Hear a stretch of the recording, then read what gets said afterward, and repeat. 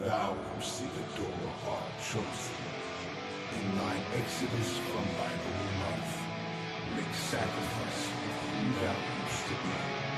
Forsake thine memories, forsake thine identity, to be born anew.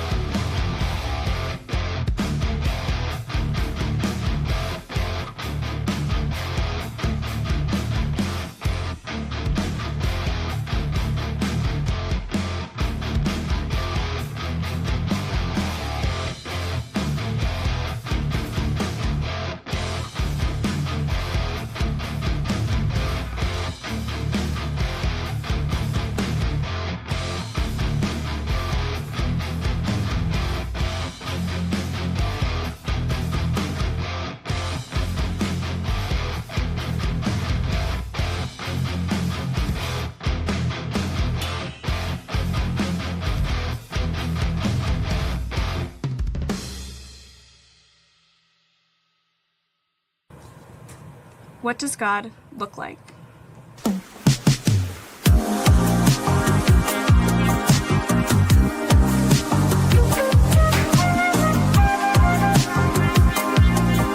What do you see?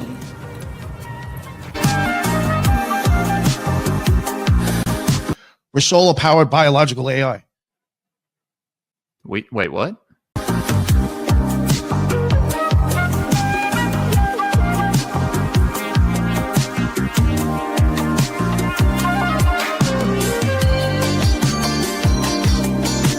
These ancient adversarial entities, I think it's the very same ones that rebelled against God and were cast out. They were sent here to guide us in antiquity, and they took advantage of that and just masqueraded as gods.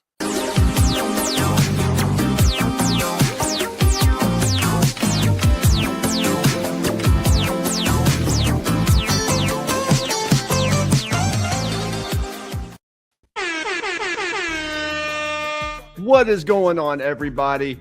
Good afternoon, and welcome back to the Greypilled podcast. I'm your host, Julian, you know me, Mississippi Mystic, the handsome Hierophant, Elohim etymologist, sound scientist, here with a banger episode for you guys today, live stream, whatever you want to call it. But before we get started, be sure to like the stream, share it with your friends, share it with your family, share it with grandma. Let's get some people in here. We got the theme song playing, and we got a very special guest in the house with us today, someone who I've been wanting to get on for a while. He's a hard guy to get a hold of. Zerilath Eternal. What's going on, brother? Woo. Good to see you.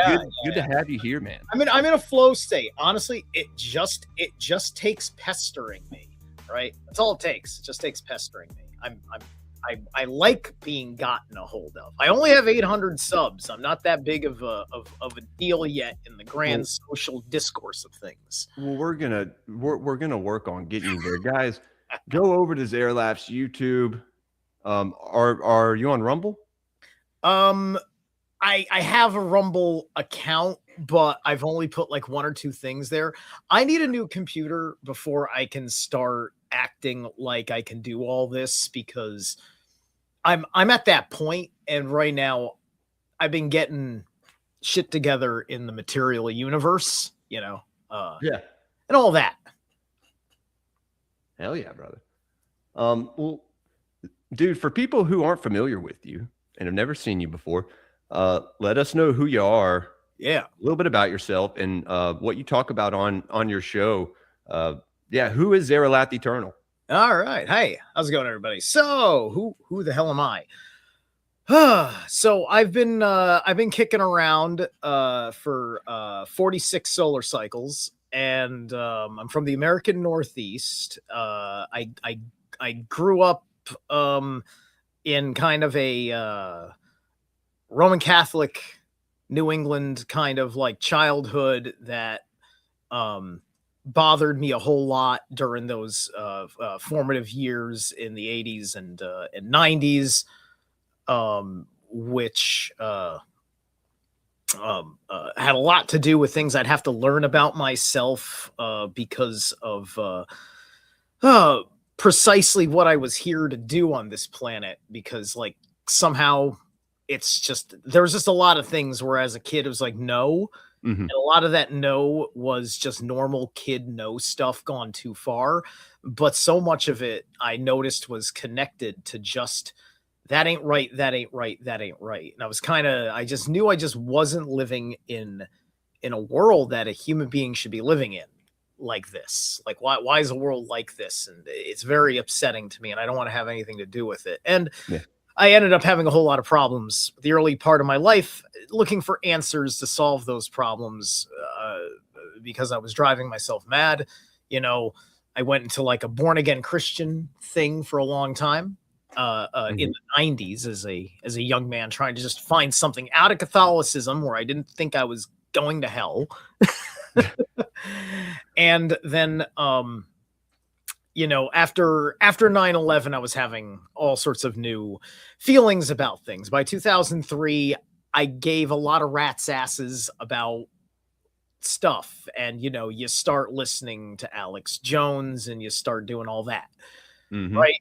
Yeah. So many years go by as I'm doing my own thing. I'm trying to make music from my home in Connecticut, but operating with guys all over the fucking 5 boroughs. And so I'd be part of the New York scene for a long time, mostly in the Bronx. What kind of music? It was extreme metal, death metal, black and Fuck death yeah. metal. I was predominantly, I was having trouble working it out as a guitarist, even though I really see myself as a guitarist. So I played bass. I played bass for a band called Brain Dead. There's many different bands called Brain Dead. Wait. Whoa. Brain Dead from New York? From the Bronx. Yes. You know this band? Look. That's all I'm going to say to you. There's an agnostic front poster right there. I got a maximum penalty poster right there. Okay. I'm a big fan of New York hardcore. I've met Agnostic Front. Yeah. Yeah. So any band to come out of New York in that scene, in that era, whether they be a power violence band or which I grew up playing, like kind of spaz type, infest type music. That was my thing. My band, the last band I was in sounded a lot like Integrity mixed with like sludge metal. It was actually pretty cool. But yeah, dude, that era of hardcore for me growing up in like a DIY punk scene, that was it for me. I just loved it. I love the aesthetic of it, and you got to fucking grow up in it, dude. Incredible. Yeah. It's fucking cool like that. Like a white boy like me hanging out in the Grand Concourse at 3:00 in the morning because I'm dropping off guys in the band because I'm the driver. Fuck yeah, man. No, you're probably the most dangerous one too, dude. No. Back then I was like the fat guy. I wasn't that dangerous. I was just very, very on the lookout. And I'm on double lookout because I'm just like, I don't want to be in an existence with cops, and I don't want to be in an existence with black people of ill temper. Hey, look, I live in Mississippi. You can imagine my high school was 98% black. So I could either, join a gang and be the most insane person in that gang as a white kid, or be, called cracker and picked on and get your shoes taken off of you and put on top of lockers and stuff. Yeah. So I chose, the first route, and is that all my life I always wanted to be a gangsta, whatever. It's like, yeah. Until there's definitely like you pay for that later on, I think. In my case, I definitely did. Yeah. I'm nowhere to. You should not be seeing a little white kid like me hanging out in West Jackson, right? Right. Not at all. But I just was going where I felt like I was supposed to be doing these things as part of how you build connections that are part of what your band needs to do everything that it needs to do, to know, because you got to know all sorts of people, so that way you can build all sorts of opportunities as while you're working on the creative and the financial, right? So I was all over the place in all sorts of different areas. I wasn't super crazy about it, but I wasn't going to be a pussy and not go into the nasty fucking back alley, right? So I was just like, here I go, hanging out in the underworld. I'm sure mom and dad will be proud of me for this one. Crack? No. Give me weed. That's it. I don't need the crack. You have the crack over there. Okay. Dude, fucking very similar experience, man. I'm going to be honest with you. Oh man, very similar experience. Oh wow. Yeah. I still have to remember how the Bronx is. I've never been past the Mason-Dixon line. I've never been north of Tennessee. I guess. Right. I've been to Southern Kentucky for a family reunion. I mean, just like one of the shirts I wear is from my bandmate's other band that I wasn't ever in, which was like a thrash metal band. And the back of the shirt just has a picture of the map of the Bronx, and it just says "You could die in the Bronx," and that's the back of the shirt, right? That band's called Tortured Existence. They're a good band. Tortured Existence. I have to check them out, dude. Yeah. I'll show you all the guys in. It's like, I guess you'd call it the Edverse, which is like all the bands that like were in the orbit of Brain Dead, and me and my friendship with Ed, and I'm still friends with this guy too. Now he's asking me questions because he's finally paying attention because New York City's falling apart, right? And all these people he knows from things in music and whatnot were in the Epstein files. It's like, I think I need to start paying attention. He's right paying attention for a little bit now, but like, slow maybe on the Zerilath was onto some shit when exactly. when I called him crazy all those years ago. Half my buddies in the scene are like, oh shit, right? You like, wait, you know something about this, don't you, Steve? Right? I've received some of that vindication from some of my friends. I had a buddy that texted me and he goes, wait, so it's always these people, right? And I'm like, well, hey man, what do you say? I mean, this is someone who's like a normie, right? Like grew up listening to hardcore. Their plan is to have their people identify as those people, so that way they can be scapegoated as them people, which is why I read that whole book just now on my channel. Really? Yes. How long did that take? It took a little while. It was like almost 30 different sections. I, for the most part, tried to go about 3 hours per sitting, getting through the 346 pages of it. And that doesn't include the whole Talmud. It just includes the primary tractates on the Sabbath with reference points. Okay. And because I didn't want to spend that much time on it. I'm using that's a lot of time. My channel, like I'm doing that as kind of like Leap Spring exposition kind of stuff, right? Mm-hmm. That's an exposure read, a reactionary read for that purpose. It's kind of part of of like a media magic that I do when I do these things. I got you. Right. Okay. Because when I started reading that book on my channel, the Epstein files hadn't been released yet, right? And now, just like everybody's looking at that picture. Oh, by the way, that's the Talmud behind Jeffrey Epstein. Oh, I heard people say that's the Zohar being ahead of yeah. Oh, the Talmud. What's that? Oh, look, Steve's reading it in real time, right? Or you could listen to a really boring dry read of it from somebody, or you could listen to some asshole who's been talking about it forever in some rabbi sect, or like, or you could listen to a guy who's been working on this problem without dehumanizing people for a long time. Because by the time 2012 came around with my life, I was fucking 32 years old. I had finally realized that I was like, kind of wanted to say smarter than everybody else, at least in my orbit or whatever. And I became far more conscious of actual content that I had to hunt for, mostly on YouTube, because there's lots of articles you could Google search back then, or whatever independent search engine you might have been checking out in 2012. But eventually I figured out different things. I found Revolution Radio, started listening to that because I kind of drifted into getting my information from Dr. Sean David Morton on Strange Universe, who was on American Freedom Radio. Okay.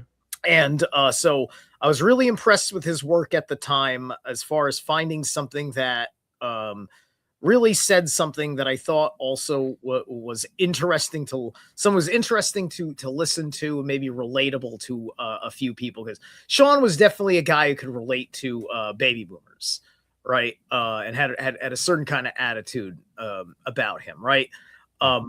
By the end of that year, we would become friends because he would move to to Revolution Radio from American Freedom Radio, and then within a short period of time, he was struggling to have some sort of co-pilot to take care of things because he wasn't used to that format because he had been downgraded as the industry was pushing him out, and he had to fend for himself, getting deals with freaking, History Channel to do 5 seconds of commentary on Ancient Aliens, right? And this was Sean trying to What's this guy's name again? Dr. Sean David Morton of Strange Universe Radio.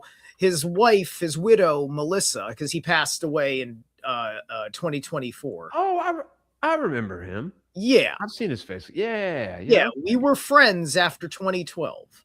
Okay. And there was a brief period of time where I didn't talk to him for a couple of reasons, but then I forgave him for it. That's my man, Sean. Yeah, I'm sure he's resurrected somewhere. He's reincarnated. I mean, somewhere absolutely right now. There's no way he was sticking around on the other side. He was just like, get me back in. I got more work to do, man. I know this motherfucker. He's in the fight. he had a real laughing Buddha kind of attitude. He went through a whole lot of shit. He could chuckle about it.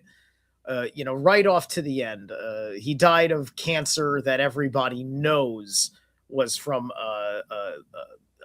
government-induced, cancer to kill him. Yeah, in prison. But for the many years before that, he kept doing his thing. He got in trouble because he thought he had found a legal loophole with if you have a notary, and his wife, Melissa, who's an awesome person. She's been on my channel, and Sean was on my channel quite a few years ago before the cancer made it hard for him to do anything with anybody. But Melissa was on my channel, and just recently, even just like within this year, because she's picking up, getting active, doing a few things in his universe. So, and Sean came out of a pedigree, where I think like his dad or something was involved with NASA or something like that, and then he also went in a different direction because of what he wanted to do in media through college or whatever. Mm-hmm. I can't remember all those stories too much, but I was very much just in the mix of I was doing the information junkie thing. I was finding all sorts of golden material that was conspiratorial, and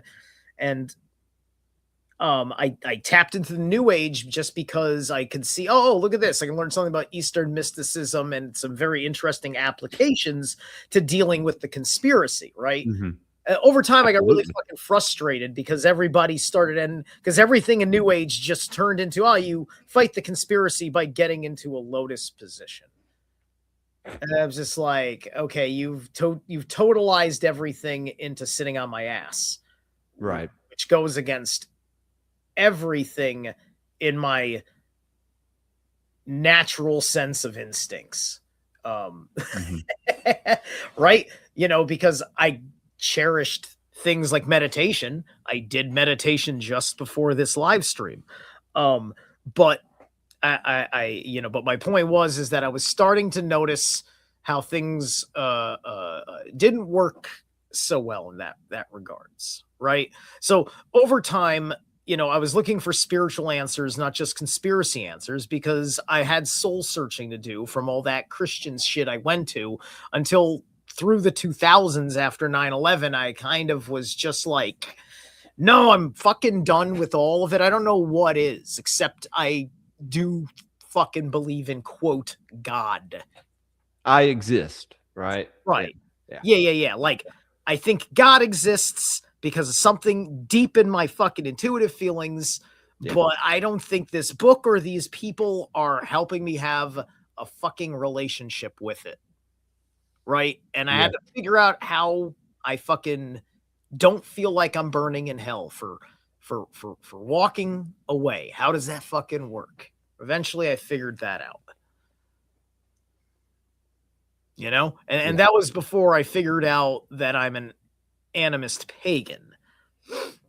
You'll have to explain that to me. Yes. Well, that came about as I was starting to pick up on things when my research was starting to get me off of like Eastern mysticism flavored up like Ben and Jerry's with Christian New Ageism, and started looking into, okay, ancient practices and how A about lot of what I've read is what I think you. yeah. What about other ancient practices outside of Eastern practices that don't get some sort of fucking like lecture from the Christian world about what the F it is, or from or it's the popularly pushed something or another from the secular world that I'm learning is this thing called the profane, right? And how do I get non-profane knowledge about the past so I could figure this whole thing out and learn a thing or two about spirituality that's been suppressed? Because I'm learning that, oh, okay, a lot of things were suppressed. And it's just like, why did you need to violently suppress pagan Europe? You know, which would be obviously my ancestors in there, right? It's just like that we were monsters. We were demons. Then is the idea. Yeah. Right? So it was okay that we were living on the way that we were living.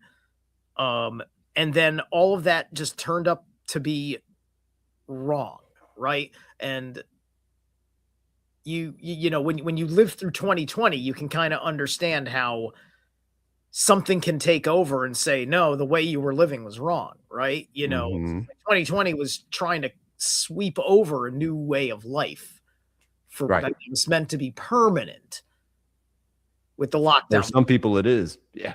Right. You still see people with masks on, you know. Well, I think a lot of people, well, a lot of people with masks on are also, I mean, if you're having a hard time with things, there might be a lot of particulates in the air that are going to irritate you more than other people with how you're feeling. You may be constantly in contact with an elderly person, this, that, and the other thing. And you just feel that way for sanitary purposes. Right.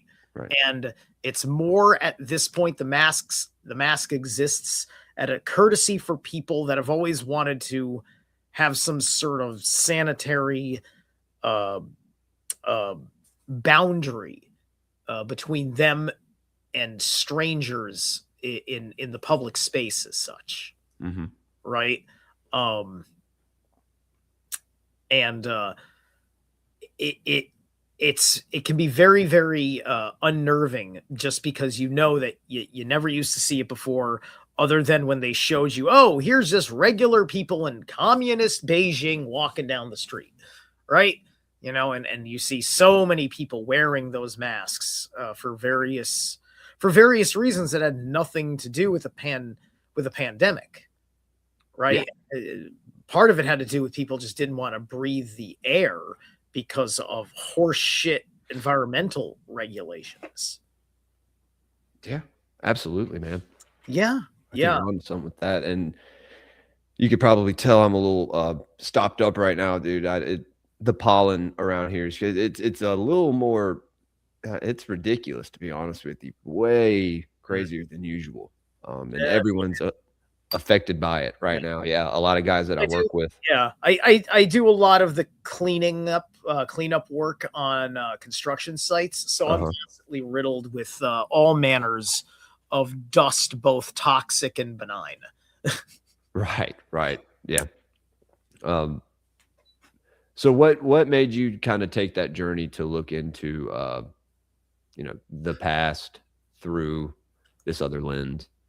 Well, once once I was able to kind of transcend a lot of moral arguments, right? Like, people are still looking for some sort of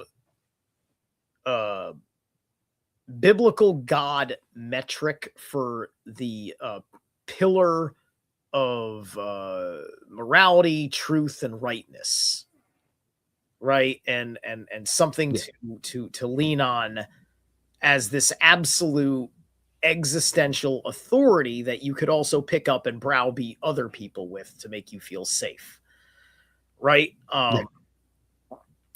And so it's going through the ideas of the characteristics of what the all-encompassing creator God is, and then all these other things that are factors in the invisible world, right? Because, you know, I spent a lot of time in the process looking at things like the paranormal in general. So where do alien phenomenon fit in to biblical cosmology? Where do ghosts fit in to biblical cosmology? So on and so forth, right? Yeah, it's kind of like, think about it. Now that I think about it, there's never like a ghost encounter. I don't think there's ever been a ghost encounter in the Bible. Is there one? Maybe there's one.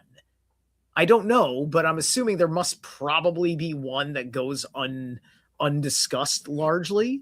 But like where, you know, you'd think there'd be some Old Testament protocol for I walked into a house and then I called upon the Lord and it cast out the foul spirit so I could sleep in the house or something like that, right? Like where, like, so where's that? Because obviously they're not going to say ghosts, because that's not the way their cosmology works. And ghosts aren't, by and large, like, that's soul imprint stuff that lurks around. And, you know, and naturally the real soul of the person in the when it's in the bardo phase of after death, you know, that can legitimately come to you, or by special circumstances of the higher cosmic forces, as such. Right? I got you.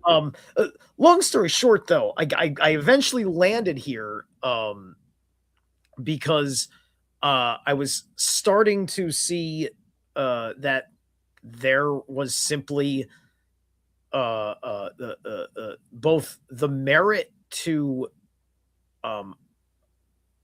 getting into a pagan relationship with gods, and that was also coming from looking at how they were lying about it and looking at what they are instead of what I was told that they are. And a great deal was starting to make sense to me by that point. It's because a lot of people in these works, they're always more concerned about like showing you what isn't. And it's intriguing. It gets a lot of attention because it's talking about what you know and then telling you what you know is a lie. But then it doesn't have a very strong plane or a very strong foundation to land on.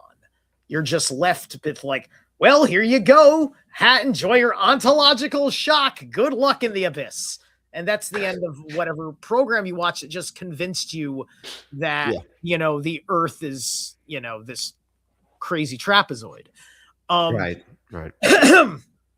You know, and that's Gnosticism. Right. So Gnosticism is like this step that is almost there, because that Gnostic infrastructure in the cosmological universe that makes looking into the angels and the demons and all that stuff so important, and the Nephilim and all of that, because all of that is real stuff, but it exists in a narrative of itself, exactly, designed to be a replacement, right?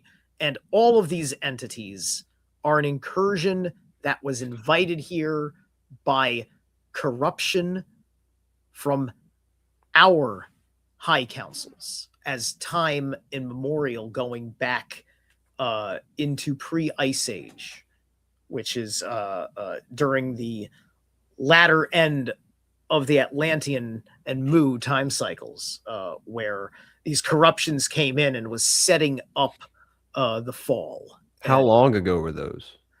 Oh my gosh. Exactly. I mean, what Mu like? I mean, this is what I've heard. It was around 100,000 years ago. Well, there's some exact dates that I know can be known. I've heard them in some of the aspects of my studies. One of the things that I eventually came to, and I hit it in like 2018, was my initiation into the mystery school. I'm with Sethkus Boza's mystery school, the Temple of the White Dragon, from Black Earth Productions. And so he has some of these answers. I think when I was just recently, it was somewhere, I think, in the 50,000 years ago category, because we're talking about a period of time not too long before that Ice Age, the Ragnarok that brought that Ice Age. I got you. Yeah. Because everything is, everything for me is about clearing up pre-Anunnaki world, post-Anunnaki world, which is also pre-19th dynasty of Kemet, post-19th dynasty of Kemet, the Akhenaten factor, and the things that brought that in. Why was Akhenaten so important? Well, he brought in the priest class that put him together, brought him in, and he did something that was not the custom, at the very least, understanding perhaps the laws, is that everybody in Kemet had all sorts of freedoms, and your house, your family had personal gods. Aton was this personal god of Akhenaten, right? That was coming through with his family, and he used his authority when they thought it was a great idea to make him pharaoh, to do what he did, that everybody knows that he did, which was to wipe out the old gods, the original gods, the natural order of things, and replace it with this single unifier that would pour everything into sun worship as a monotheism. Right. And then Aton is everything, right? It's very like law of one, Ra's law of one. This very Atom, that's in the Kabbalion, right? Like it talks about Atum. Is that how you say his name or spell it? Atu Atum.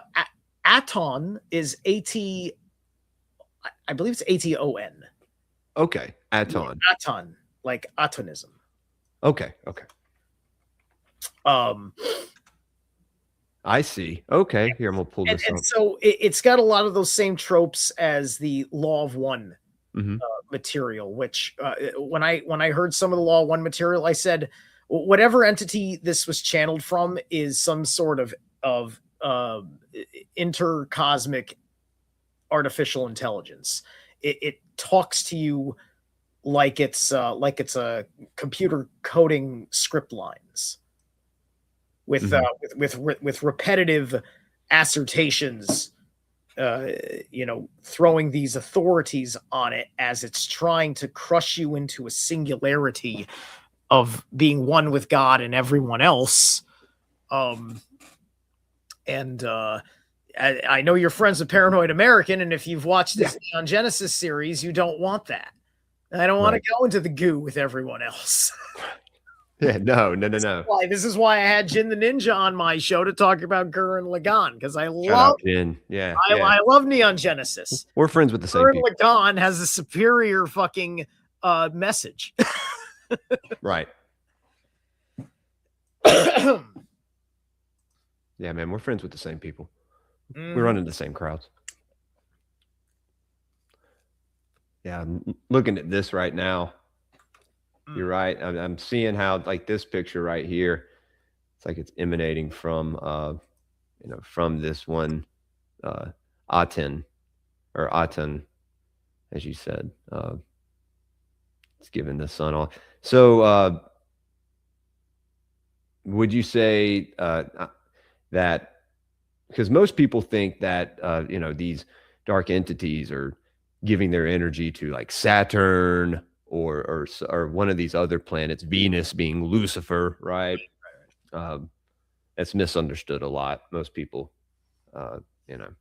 look at that as a deity. They have no idea that it's just what Venus was referred to as, right? Yeah. Sometimes Mars.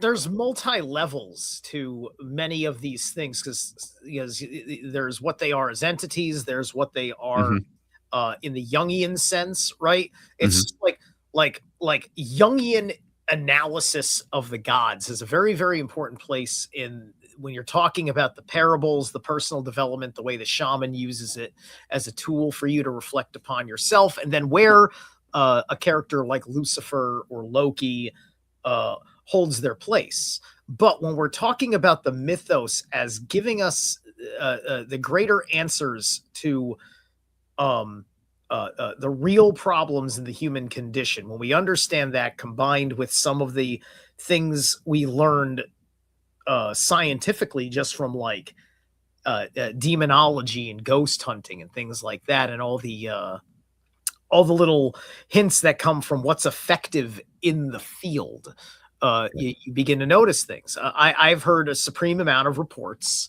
for a while that if you threw up, most specifically, even more so than like a cross, which is mostly happening on a belief level or whatever, you throw up the Egyptian winged disc when you have an encounter with like the Greys or something, it works like a cross and they bug the fuck out. Wait, what? Yes. The sun disc. I've heard, yes, I have heard from those that have had Grey encounters that that had some sort of knowledge of Egyptology and were more interested in that than traditional religions, that they discovered that the Egyptian sun disk would repel these Greys. It's part of a lot of stories that had gone around explaining these kinds of things. Yeah. Right? And it is a shield, right? The sun can be is sometimes interpreted as this golden shield. Yeah. This is it's what I've been talking about lately. Most people think that the Son of God and the Son of God are two different things. It's like, well, it's the same concept, right? Then we have the word soul, right? SOL. Yeah. Our soul. Does that mean that our souls are tied to the sun in some way, or is that reincarnation, or not reincarnation, but like you have to trap? People just have to take out part of the hijacking with talking about a son of God is the Jewish messianic complex kind of thing, or any one of these religions or cults that says that a man of divine appointment, who may be a god himself or the god himself, having a body incarnate here to sit in earthly office and position as a ruler that'll solve literally all things and make all life perfect, and people will be in their hearts wanting to be obedient because it'll all be good and nothing wrong with it. Right? This is absolute madness. I would fucking want to do, like, people like that should not be allowed to run society. Right? Fundamentalists are terrible people. I think we're seeing that right now. Yes. Yeah. I think we're seeing that, but we're also seeing it poorly. We're experiencing it. Yeah. Because, if you are sitting there and this whole time talking about the war in Iran, and you don't give two fucks about the secular people that are being oppressed because of these, like, you realize how this shit works. They got a handful of women per dude as breeding cattle. They're fucking breeding armies. These guys all have fucking, like, they're all like fucking brothers getting into like these fucking military operations. And it's this very small portion of the population breeding a huge portion of the population by the merit of like their polygamy laws and all, and or just like their love of having large abundant families, so on and so forth. And they come in, they take over, and they tell you that people that aren't like you can't have your lives. You must live our way because you're making a fool of us. That's what it is, right? It's just like it's a terrifying prospect to say that God said no, and then these people kept doing it and God didn't punish them. Right? So it's embarrassing them, right? Like we live our lives in ways that embarrass people that are bibliodolaters, people who worship a book, the people of the book. Yeah. They're very embarrassed because they're just like, why hasn't a flood wiped these people out yet? Right? And everyone's familiar. When I see terrible, actual, like objectively terrible behavior, I'll agree with the Christian a little bit. It's like, yeah, why hasn't a flood wiped them out yet? This is fucking disturbing. Right. But my point is that they get, fairly contentious. It's just that the Christians really aren't as bad, objectively speaking, as like Muslim and Jewish fundamentalists, at least living in those fucking countries where they seem to do much better getting away with murder as long as they got the numbers. Right. Yeah. Unfortunately, that's how it is. Yeah.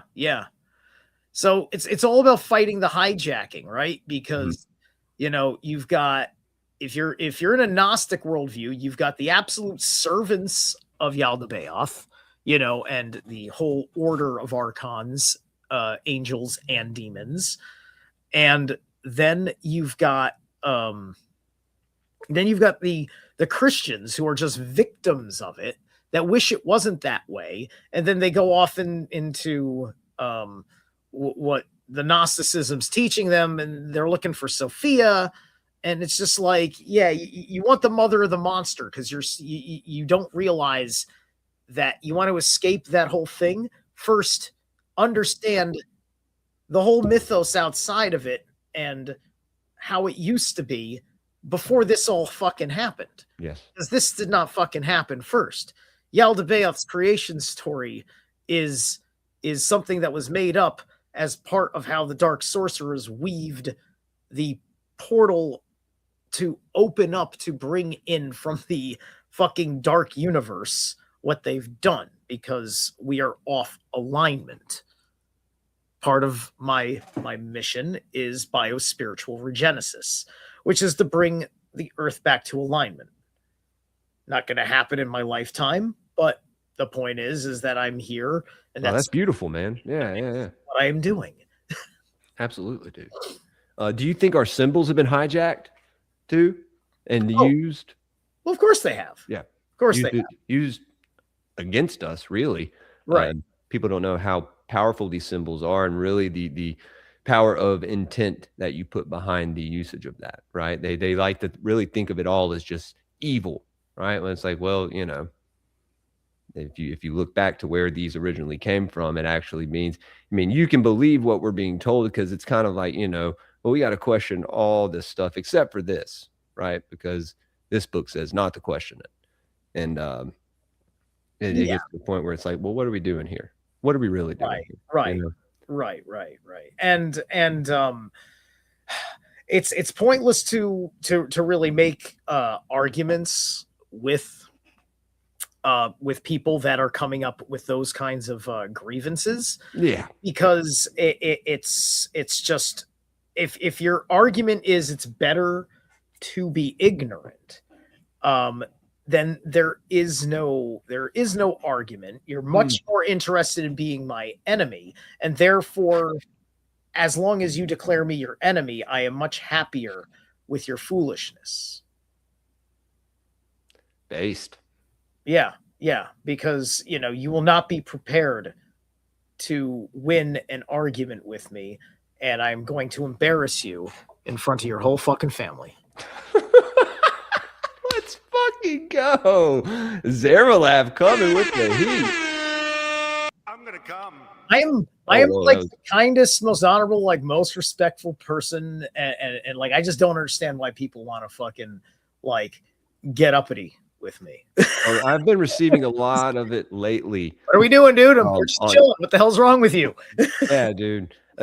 Especially on my audio platforms. I'm sure it's affected my subscriber count and other things, but like I have to push for truth. I'm not going to grift to any of y'all for numbers or for money. I don't care. I made that very clear at the beginning of my show.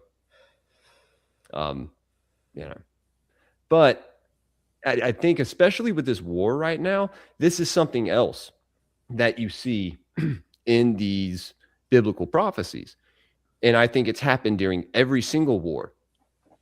Preachers are starting to get in a frenzy and they're like, see right here in this book, this chapter, this verse, it says this is what's happening now. The same thing happened in World War II, I, Civil War, Revolutionary War, like all these. And so it's just this cycle. I think it's an energy vacuum, dude. It's master psychological operation. It's a fucking psyop. Yeah, dude. Is what the Bible is because of its paltered techniques. Part of what it's doing, especially because there is some wisdom from old Sumerian fairy tales that were appropriated as all Hebraic fairy tales when it actually came from across the Sumerian region. Some of it was wisdom about consequences, about cause and effect, right?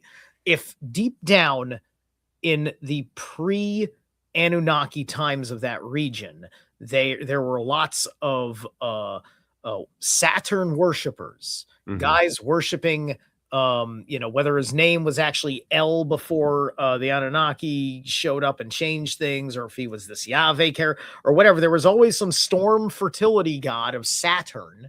And so they kind of took, somebody took that and made all of that just Yahweh.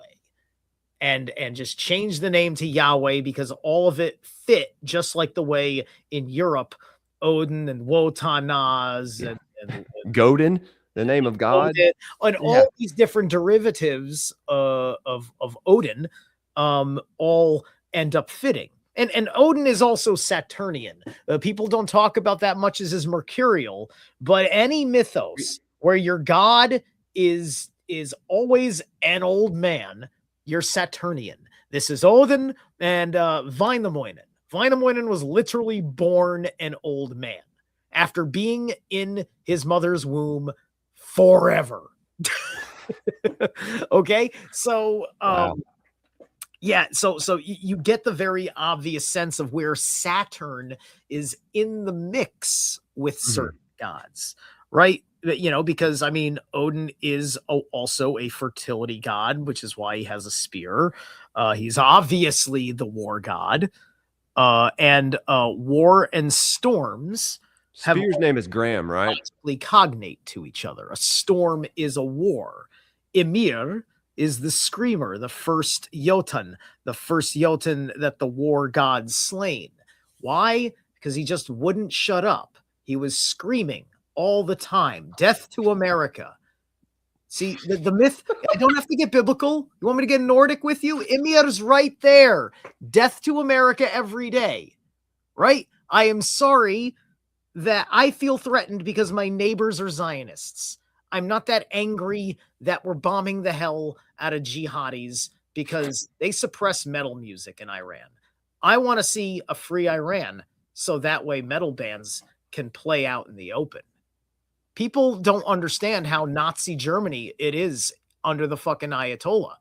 And you're defending these fucking people just because Palestinians. I'm sorry. I don't know what's wrong with the fucking Palestinians that they got themselves wiped out instead of having a conversation. People who watch my show know I'm not a fan of either. So hey, look, listen. I don't want nobody to get fucking nothing new wiped here, off man. the face of the earth. Nothing new here. But if you don't fucking come to table, then peace is what you don't want. The guy who comes to table is the guy who wants peace. Whether the politicians want to fucking admit that or not, the record is superior in real time. Yeah. Then you just have to hold your narrative together, if it's true, by the time an election happens. Not that that even fucking matters, but it just steers the course of the fucking psyche in the process. Yeah.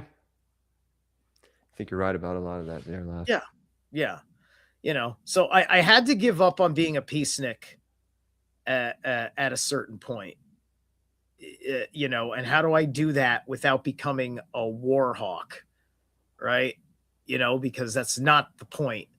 It's just that I couldn't stand the attitude, right? It's just like I despise the peace sign because it's not peace, it's surrender. Because it's the total opposite of. I mean, it's the Norse Algies, right? It is the Norse rune of psychic defense reversed, Merkstave, which means that its power is down. It means you've surrendered. Yeah, and I'm gonna pull these up real fast. This is just one picture I have. You may be familiar with it. Okay.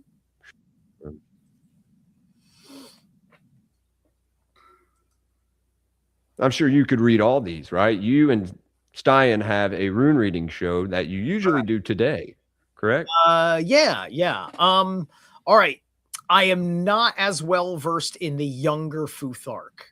So you're gonna have to. So a lot of those are gonna run. This is interesting. I've not seen this wheel. I'd have to take a closer look to see what they're trying. I can send it to you. Yeah. I really don't know where I got it, dude. I was looking. I have something else that I really want to show you. I found it on X, obviously, so it may just be some new age gobbledygook. But yeah, I'll definitely send that to you. All right. But all these mean something, right? Yeah. All of these mean something, and they're very, very ancient. Yeah. So, like I said, that's got some of the younger Futhark in it, and I have to be more on point with the younger. I'm an older Futhark guy, but you've got things start up at the very top, where you've got that thing that says Vater up at the top. So that's Fehu. Fehu is there's in the 24 of the Elder Futhark. I work with I go through the cycle of the 3 8s in principle. The first 8 of the Futhark is the physical world represents physical development and process. Then psychological is the second 8, and then spiritual is the last 8. So Fehu is about resources exemplified in the symbolism of a cow, female cattle. Uruz is an old word cognate to aurochs, oxen, or a bull, a male cow. It's exemplifies strength and vitality. Thorn, Thorisaz. This is Thor's rune. It is about physical protection. Then it would go into Ansuz. I believe that's a different runic version of Ansuz you're seeing as that major symbol in that bar. Ansuz is Odin's rune. It is this one right here. Yeah, that's the one right there. Okay. Yes. Because I'm going around in clockwise in order, but I'm doing the Elder Futhark for you because like I said, the younger's lost on me. I had no idea that there were two different ones. So. That's okay. There's still things I can talk about with them. So Ansu's is the messenger rune, right? This is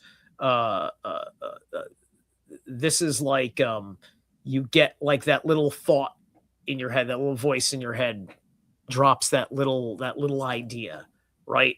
And if that's an upside down rune, it's Loki's rune, but if it's upright, it's Odin's rune. So it's like you're either being lied to by that idea, you're lying to yourself, in other words, or you're being divinely inspired by whatever benevolent force is dropping in on your inner ear.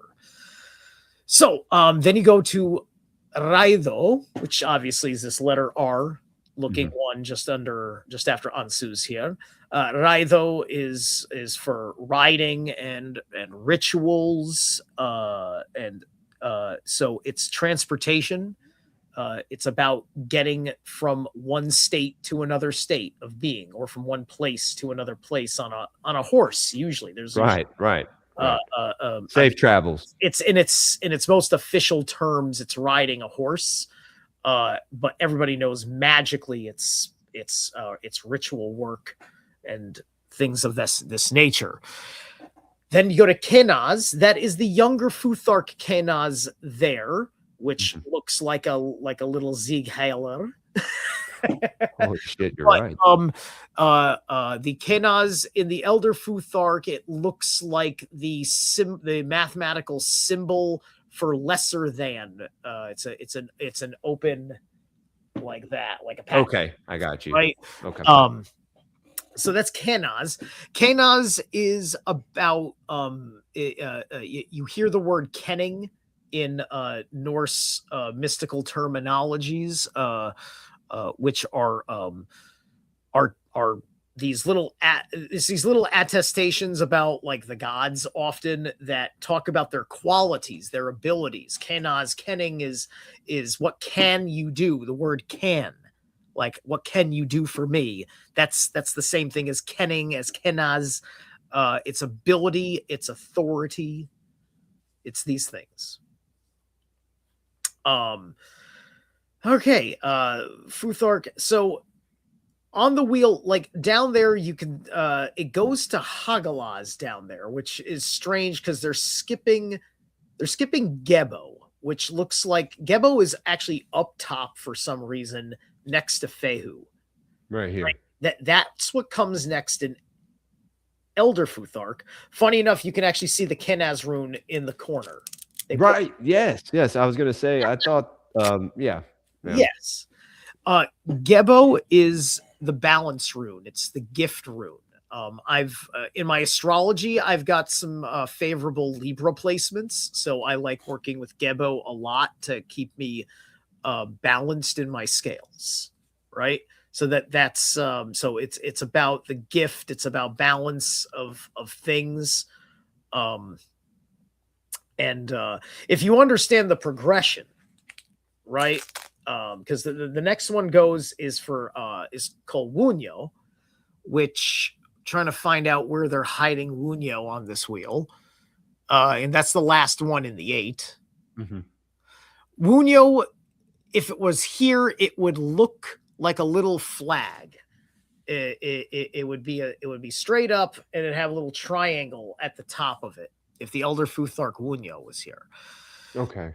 So the Elder Futhark Wunyo is joy from satisfaction, right? Yeah, it's why it comes after Gebo, because once the equivalent exchange, like the alchemical principle, is made, you reach the alchemical kind of transmutation point that then would reveal your magnum opus, if you will, right? Kind of like Wunyo, you're like, wunderbar, it's happened, right? It's manifested, right? And so Fehu, you need the resources and you need the strength to do what you got to do. You have to protect the space in which you're doing what you're doing. You have to have the idea for getting things done. That's the Ansus, right? So I'm running through this like for you as a developmental process. Then you actually do it. That's Raido. Through the process of ritual, you get better at it. It gives you more ability, more more authority, more power. That's your kinas.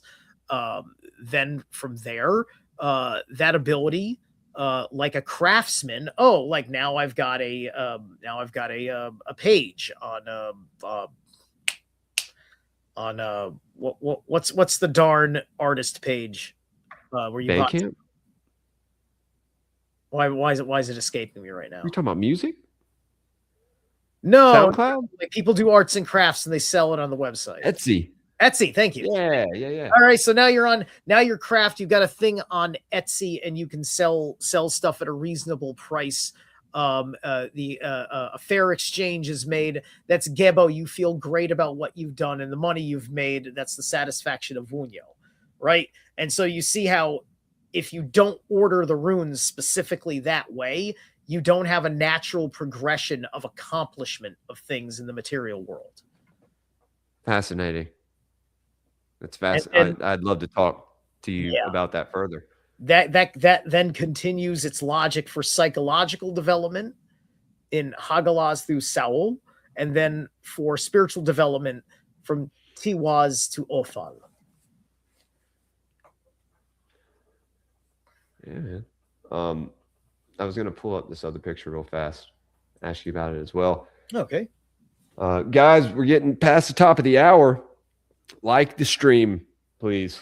As I like to say, don't be a faggot. And yeah, get it out there. It's to be honest with you, I haven't done a show on a Saturday at 5:00. I don't know. Usually this is, if I do shows, it's on Saturday and Sundays. I mentioned earlier on my morning show, we had read the Volsunga Saga, part 3, up until chapter 18, and then finished Occult Symbolism of Animals, finally. And so, but I had mentioned that I will not be able to stream during the weekdays. Right now, guys, I'm getting off work at like 8:00, 8:30. I get my ass kicked. So catch me on the weekends, or you probably, like I said, I have some Patreon stuff that we're doing. You brought up Paranoid American earlier. We have something we've been planning for a while. We're going to watch Sword in the Stone on Patreon and have like an esoteric little analysis of it, hang out, drink a beer. Yeah, he actually was the first person. I went on his show. His show was the first show I ever went on. Back when I started Greypilled about 2 years and 3 months ago. Or no, 2 months ago. I don't know.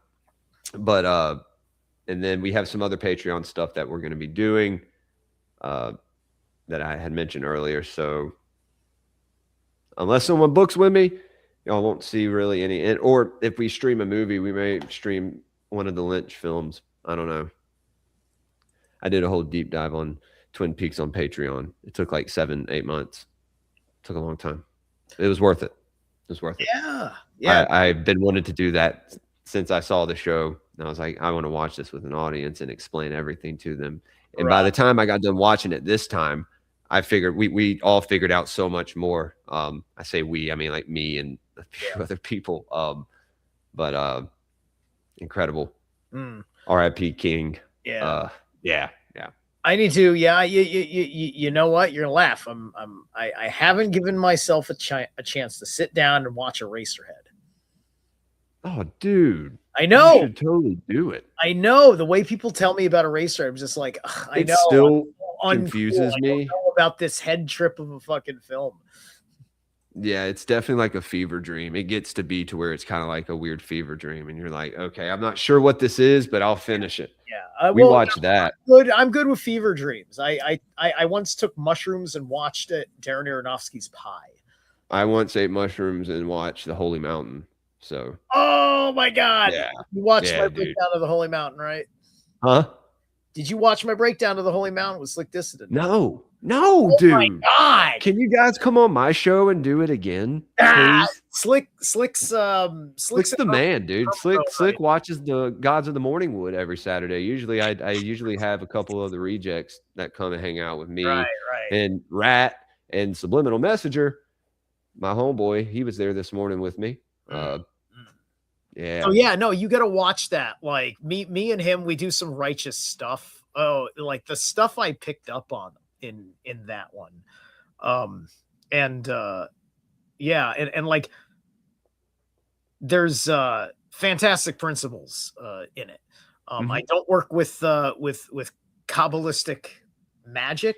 I am figuring out things that are more along the lines of what Keylontic science is doing. I'm not taking their precise narrative because some stuff happened since Howard Dean lost control of it, which I think they killed him was the deal, right?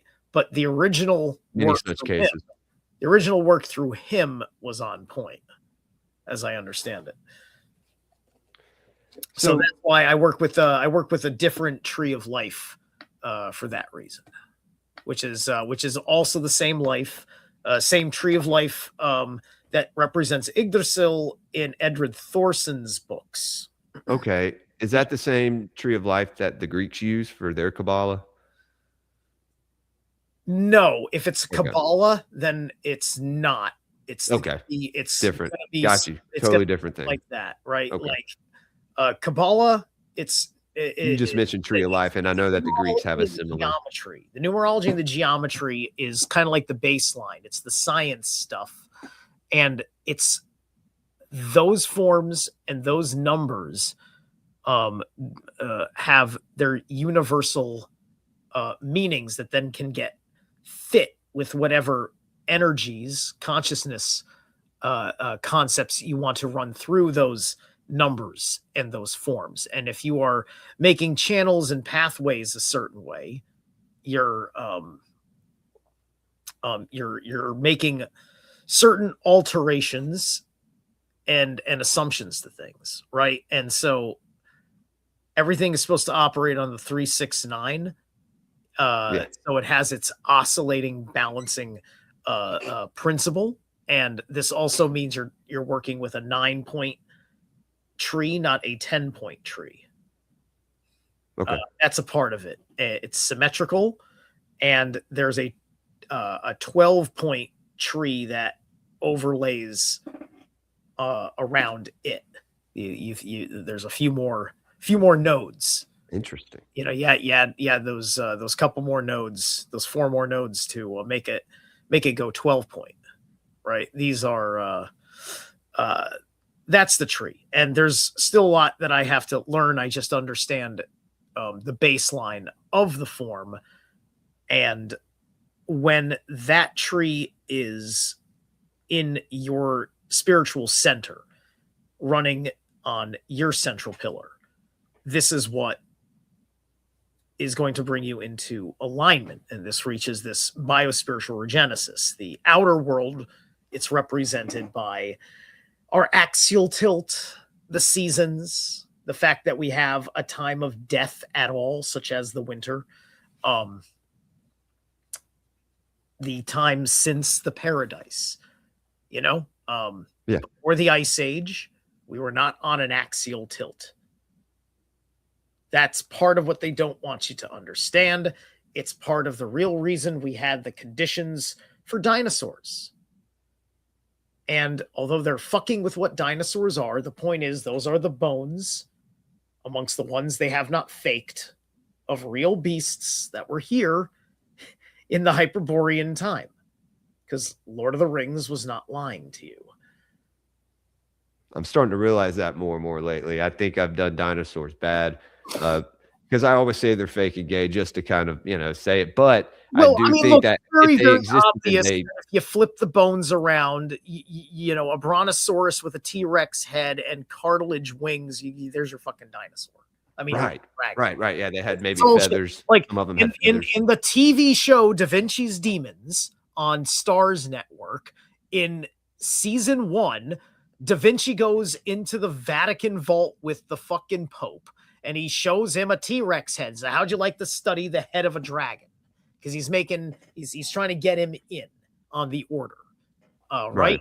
And so even in the show, they make the point that, yes, we looked at that kind of stuff and we knew they were dragons. Yeah, man. Dragons are at least like fireworms, you know. It's my understanding that because there was, I don't know if this is exactly correlated with the Ice Age, but we used to have a less kind of dense gravity, right? Which is why it was so possible for so much gigantic stuff to not have a problem, right? Yeah. Dragons went into the water and became whales. What did you just say? Whales are dragons. Oh man. Not like killer whales, because those are Yeah. like dolphins. I'm talking about like humpback whales, blue whales, like whales. Right? They went through a whole physiological change. I think that this was done by Udin. If you understand, you know, the supreme creator as the gold ring of Udin in the Box Saga, he would have done a thing, and certain dragons survived as whales because when the density shift happened, some of them were able to go into the water and survive by sacrificing their ability to fly. Wow. But is that why they're so intelligent and like? Yeah, and I think it's also why they like just for fun to try and fly. Whales are trying to fly. They jump out of the water for shits and giggles. What about dolphins? I think dolphins used to fly too, but they weren't dragons. What were they? The cetaceans, they're more like aqua people. Like that's getting closer to like dolphins are more like aquatic ape theory level. Yeah. Dolphins and Delphi are kind of the same thing. Dolphins were part of the Oracle experience. A lot of temples of Delphi were on the water for this reason, because I think the temples of Delphi were like a spiritual SeaWorld. Spiritual SeaWorld.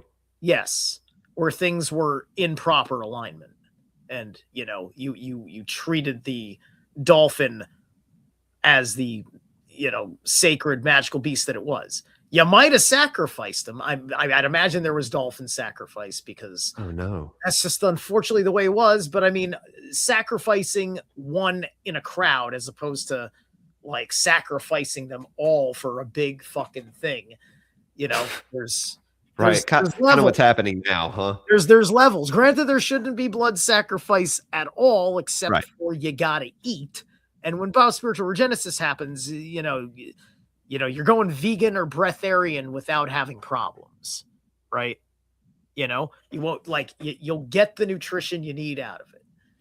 Right now, it's kind of hard. You're not going to be jacked, except for that one guy. I don't know how he does it, who's a vegan bodybuilder. But outside of this one vegan bodybuilder I saw, I haven't seen one vegan succeed in getting jacked.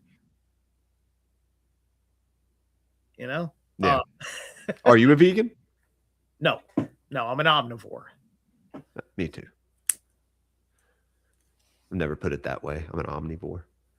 Yeah, we've forgotten. Like it's false. Most people are omnivores. You know, they get broccoli and a steak and whatever. It's just you are. You know, you just the steak is there, so you just think you're a carnivore. It's like no, you're an omnivore. You're eating both. Well, what you said about the dolphins, you know who Kratomotwo, well, I think he's been dead for some time now. He was friends with David Icke, I believe, Zulu shaman or a Sangoma. And yeah, dude, he talks about the dolphins being one of the first like beings to walk on the earth, basically. Or fly, as you said, but how they were this species that came from elsewhere, right? And right. Yeah, that they were basically a priest class. That wouldn't shock me, right? Yeah. It's just like it's like Hitchhiker's Guide was right. So long and thanks for all the fish. It's just like when the dolphins leave, you know we fucked up. All right, the dolphins are still here. We're okay so far. Yeah, I think Kratom Motwa was right about a lot of things. As strange as a man as he was, you know, definitely was on point. You see that now. You see a lot of things coming to fruition now that have been talked about for a long time. But, you know, I think a lot of people, do you think there are people being kind of like psyop now by all the conspiracies that have been kind of placed here and there? Yeah, of course. There's it's different now, right? I think we're in flux, because it's obvious to me that there are, which is why they're perpetrating it on the level that they are. You still got people of jumping into Antifa sentiments, and then people jumping into MAGA sentiments over all of these wild things all the time. And people are triggered the fuck out because we're in a place where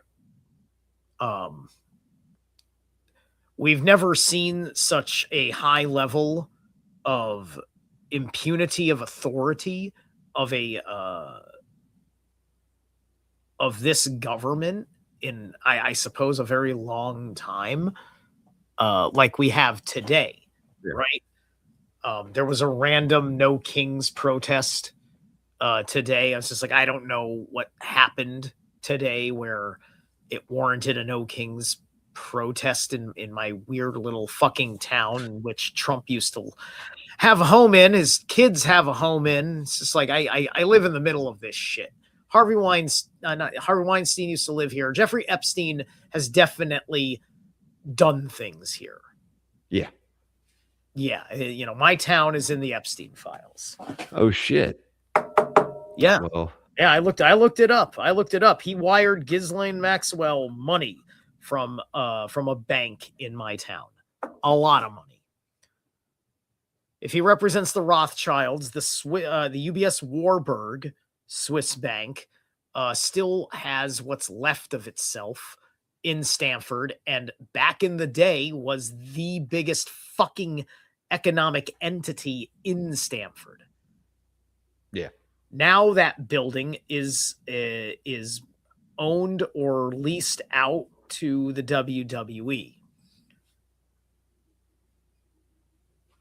So I drive by the Big Belt all the time. Modern day gladiators, dude. Bread and circus. Yeah, man. I was gonna say, I mean, how much time do you have? I'm good, man. We can keep going. Cool. So you and Stein have a show. Yeah. What do y'all do on that show? It's a rune reading. How does that go? And I'm gonna pull up this picture for you that I wanted to pull up earlier. Okay. Let's see. So yeah, the whole show is a chance to get a free live rune reading with me. Which, if things move along at a certain pace, I could do anywhere from like probably 4 to 8, depending, readings on how fast things can go. And when it's slow, me and Stein just kind of shoot the shit for a little bit as kind of like a warm up, kind of like a talk about the week kind of thing. We'll talk about like some aspect of current events or whatever. I'll do a reading somewhere in the middle of the show if no one's chomping at the bit to do a reading off the bat. And then we'll work things out. It'll either be a personal reading on Stein, or Stein will ask a question about something going on in either his country in Europe or in the world or something like that. And I'll run a read off of that. I have kind of like a thing where I don't do readings without somebody sitting across from me. Like I just don't do general readings that just go out into the ethers to anyone whom it is meant. Right. I got to have somebody sitting with me of because I like working with a living energy. Absolutely. What do you think of this picture right here? All right, yeah, okay. I'll zoom in on it if I need to. All right. Well, it's working on it's working on the cube pattern. Interesting enough, right? And so yeah, this is rune posture meditation, rune yoga. Okay. Some people Okay. called it. Yeah. Interesting. Fascinating. I have different things that I have done.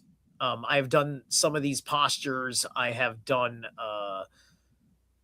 all different kinds of. Wow, this guy's committed to a whole fucking handstand. Dude, that's so cool though, dude. It's like it reminded my wife of the movements from the OA. You know what I mean? Yeah. Yeah, that she thought about that. She's obsessed with that show still. I do like I like to do a certain kind of modified manner in which these are done, where I will have two like wands of sorts in my hands, and I will do the postures more so with having my hands, my wrists making some of the angle points. Yeah. Which I find works better. You know, what are your wands made of? I can take these guys. Ugh. I haven't whipped out my scepter in a long ass time. You have a scepter. Ugh. Right? And this is magnificent. You know, so guys, hold on, dude. Hold on. I have to full screen you. You know, so like that takes something like, you see all the bullshit in my room now. Like, you know, Your like room is Bruce, great. or not. Well, I'm sorry, like Othal, you know. So like, you know, like normally you just have your like that, but you can have with your points of your magical implements as such. Like if I'm doing like here's like that's Nauthies. This is like this. Yeah, this one's Awaz. If I do it like this, it's Manaz, because then I'm bringing in to have those two triangle points, and then the rest of my body is kind of making the my legs are making the legs going down on that M. Right. Yeah. So yeah, there's all sorts of I'm trying to remember.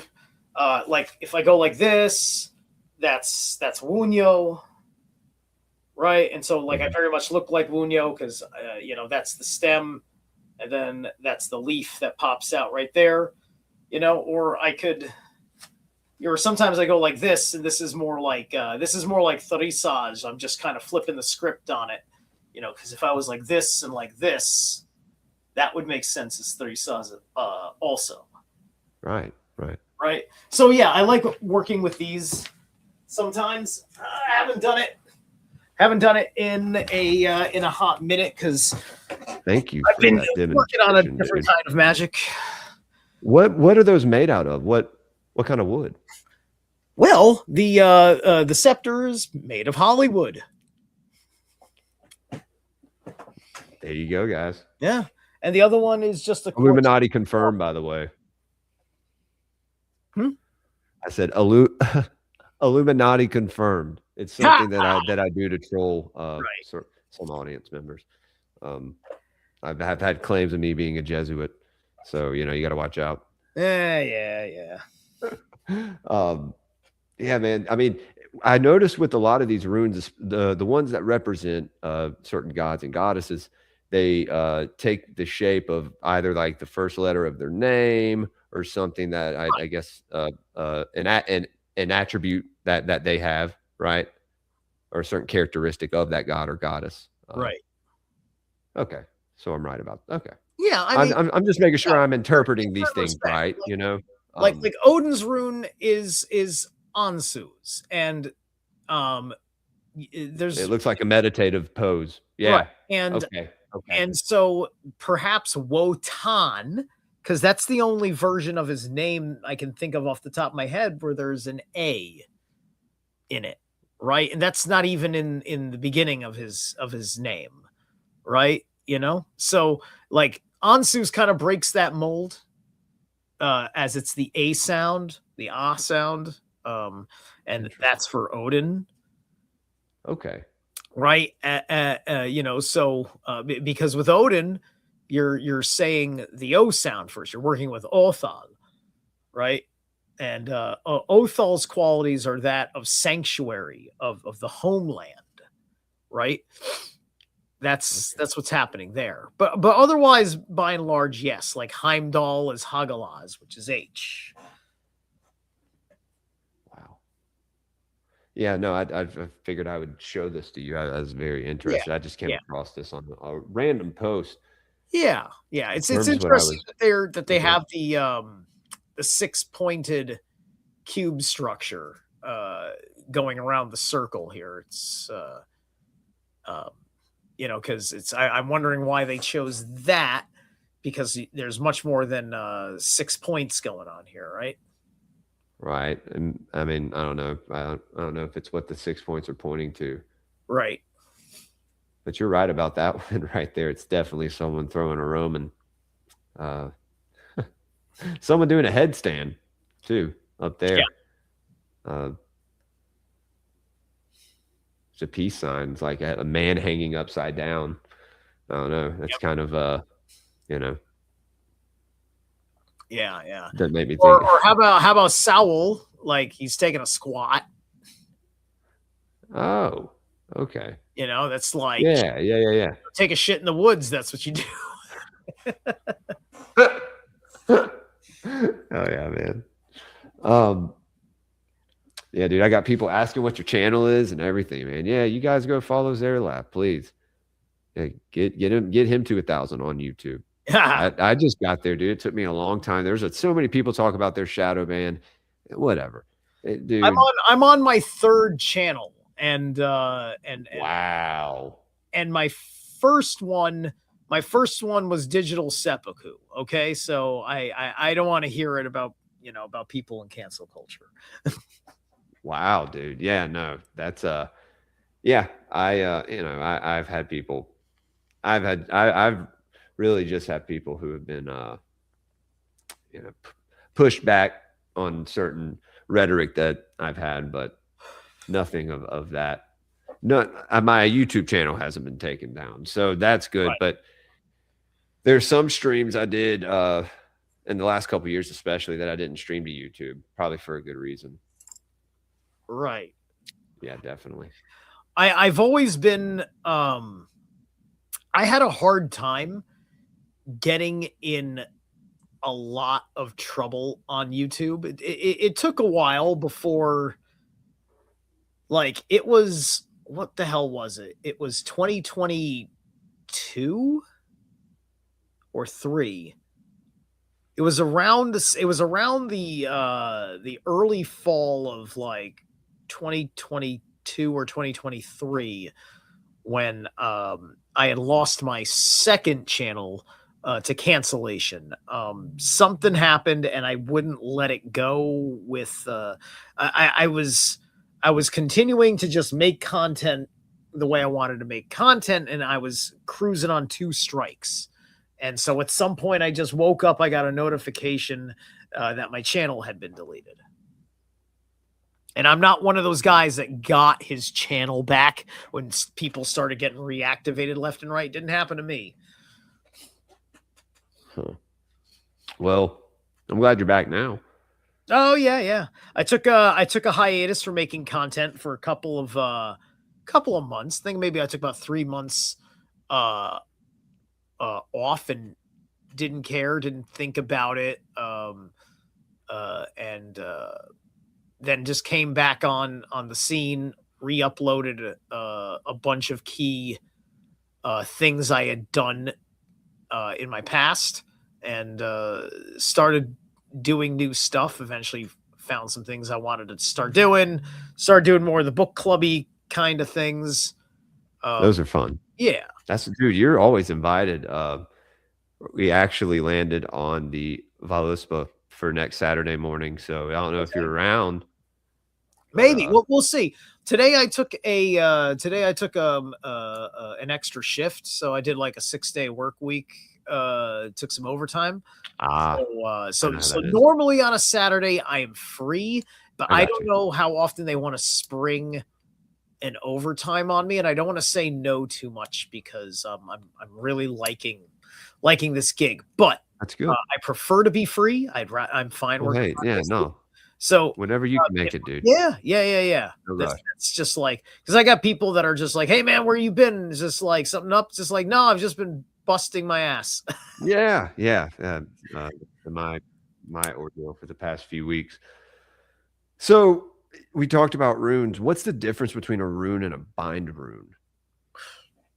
Well, a bind rune is when you've taken runes and you've bound them together. So okay. So that's it's a structure. It's a structure of sigil craft, right? Okay. Yeah. So a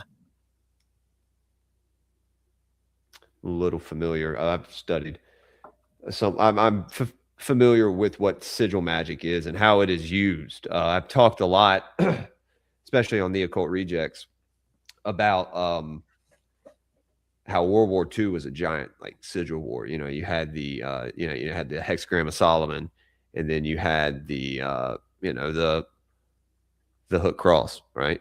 The swastika, and like the fasci, and all these different ancient symbols being used sometimes, and in some esoteric and some occult texts, they're used in tandem with each other, right? Like when Manly P. Hall writes some of his books, some of his treatises, he lines the pages with both symbols.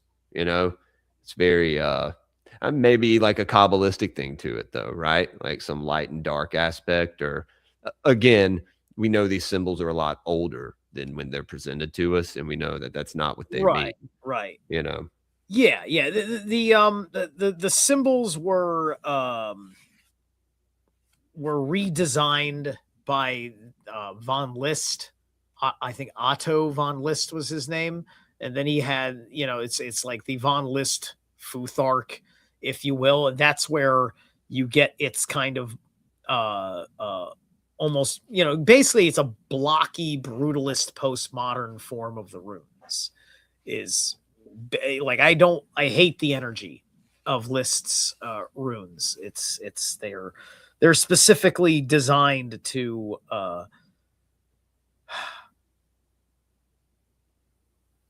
make their energy more of a blunt force, as opposed to when the lines are in these thinner. The thinner way that the lines are, it's much more. It's like electrical wiring, right?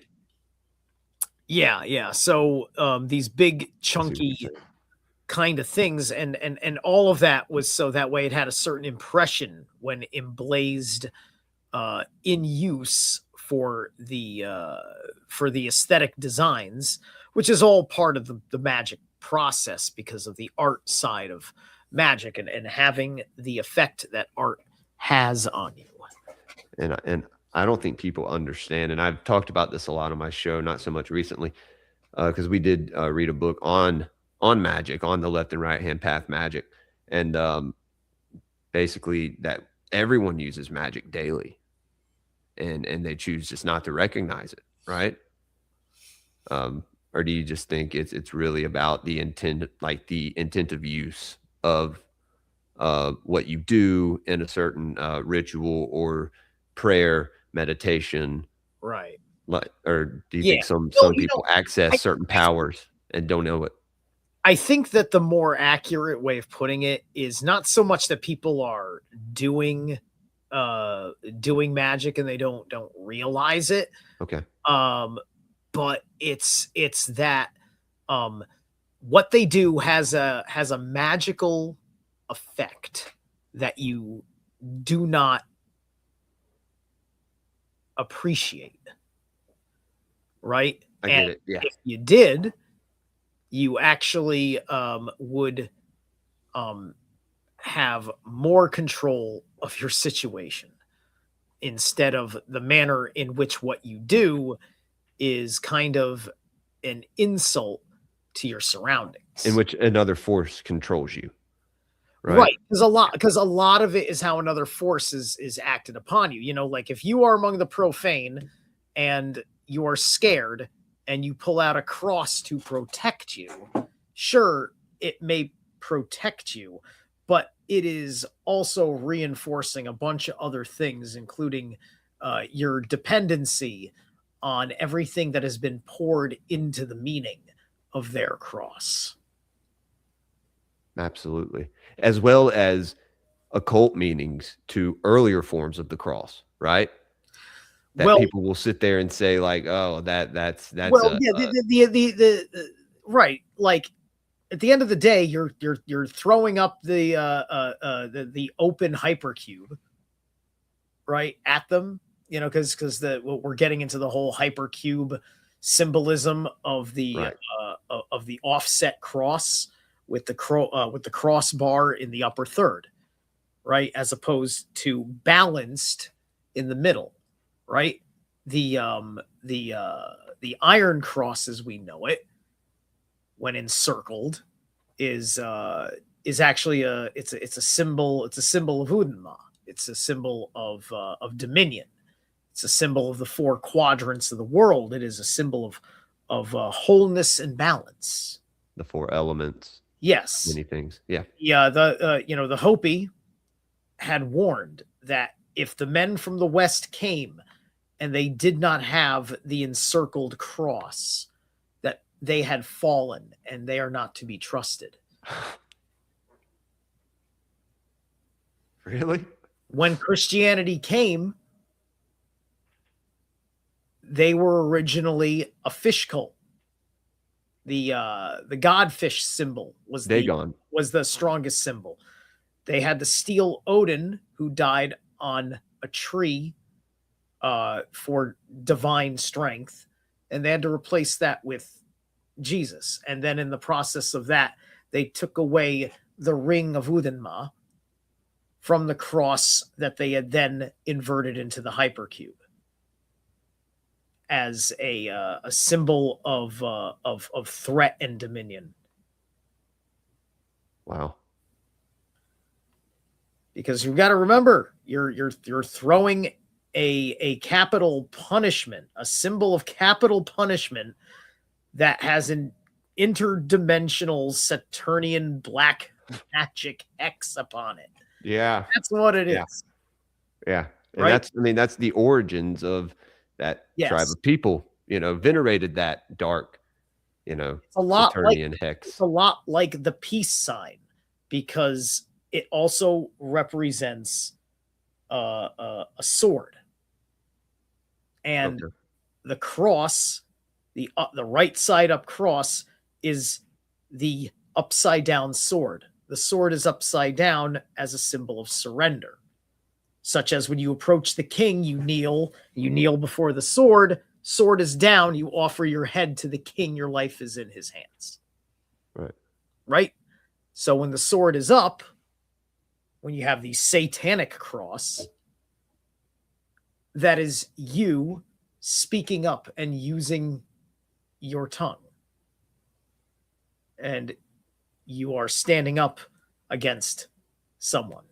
So this is where, the Satanist wants to have that upside down cross, because they don't want to live outside of the paradigm where they're fighting Jehovah, who is going to annihilate them, but because they want to play in that mythology and have more fun being in the world fighting Jehovah, instead of realizing, hey guys, you just go over here and Jehovah can't touch you. Right?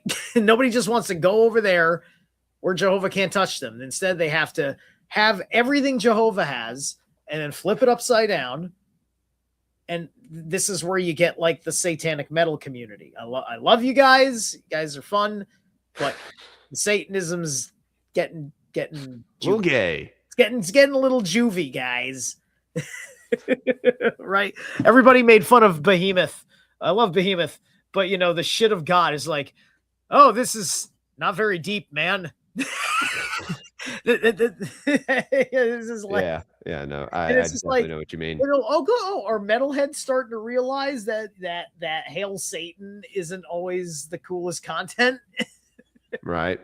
Well, that's also keeping them trapped in that same paradigm, right? Right. Exactly. It's like when you spend all day making a mockery of a pathetic person, to the point where you're actually elevating the pathetic person because you're giving him all your attention. It's a form of worship. Absolutely, man. So before we get out of here in a little bit, I did want to ask you a couple questions. I've been doing this recently. Well, the last few guests I had on, I think, who we have on last? I think Jacob from Rise to Liberty came on. We had Magus and the Media on. We had Aeon Bite on. Nice. And yeah, I haven't been doing too many Greypilled shows. I've been doing more Occult Rejects, Gods of the Morning Wood. Me and Headless have a show called Rustic Gods where we go over the Greek gods. And I catch that once in a blue moon. It's great. I've been spread thin, and I have some focused studies going on. Man. But there's a few questions. Okay, there goes. Family got home, and so the dog goes crazy. Just ignore that. It'll be all right. It's all right. It's a live show, folks. A couple questions. Do you have a favorite mythical or mythological creature? Mythological, right? Creature from folklore. From any kind of European folklore. Well, sure. I mean, like, let's just like I pretty much think I'm a dragon, so like I don't even want to talk about it because dragons. But who fucking doesn't? It's fucking dragons. It's like God's power on earth in many respects with the thing that it is. I mean, that's Yeah. But let's just say, aside from the obvious super flying death and wisdom machine that these fucking, just like, I'm an Andromedan soul seed. I know this, and dragons, there's a lot of dragons in Andromeda. But anyway, I know I went so woo on you for 3 seconds. It happens, bro. I got just enough new age nonsense in me. Just enough. A lot of stuff that I just know. All right. I mean, it's really just mixed into everything now, if you think about it, you know? Right. But yeah, no, man, mythological creatures. Geez. That may have been a loaded question. I can ask you a different question. Let's see. Oh, well, here's what I've asked some people. If you could go back in history to any time or civilization and hang out with one person, who would it be and what would you do?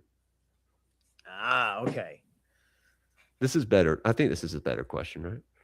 Yeah. Huh. Okay. I would want to hang out with the last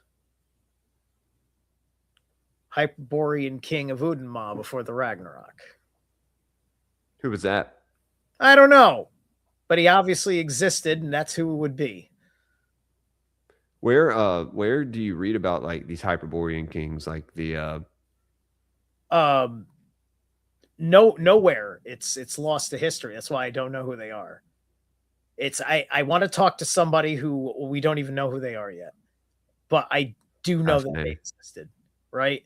It's a title that existed that is lost to history. I see. So right? whoever that man was. It's in the Box Saga, and I believe that those threads of the Box Saga are very literally true. Where does the Box Saga stem from? This is something I'm gonna have you back on for.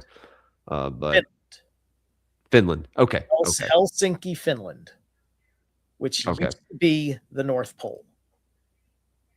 Really? Yes, which is why that is the cradle of civilization. I'd agree was a with par- you. it was Is a- that it why was they're a trying to like paradise. destroy it right now with immigrants? It was a paradise before the Ragnarok, and that's where the original